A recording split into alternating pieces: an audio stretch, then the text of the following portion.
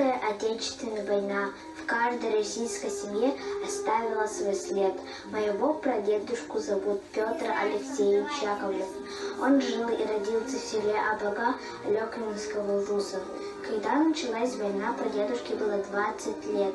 Его призвали защищать родину. Во время войны положение на фронте ухудшилось из-за недостатков самолетов-истребителей. У немцев оказался большой резерв самолетов, чем у нас. Советский Союз и США подписали соглашение о поставках боевой техники, в том числе и самолеты. Самолеты перегонялись по маршруту Аляска-Сибирь. Вместе с инженерами и техниками простые солдаты строили борты, трассы, полосы для перегонки боевых самолетов. За 10 месяцев были построены 16 аэропортов. За 3 года войны были заправлены в СССР более 7 тысяч боевых самолетов. Про это летчики говорили, это была дорога жизни на обочине, которая всегда ждала смерти. Мой прадедушка был награжден медалями. Один из них медаль за победу над Германией.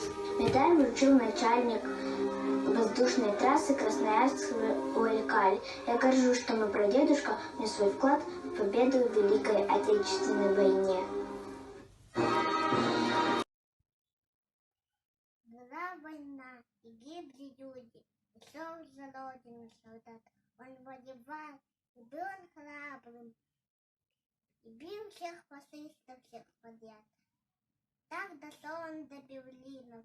4 года воевал. Чтоб я дедушкином папе всем День Победы рассказал.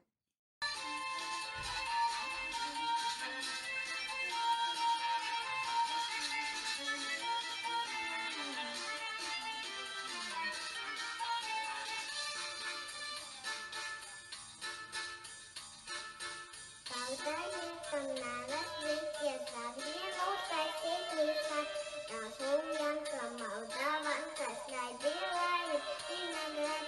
Я краснею, я бледнею, захотелось вдруг сказать, станем над рекою, дожди летние встречать.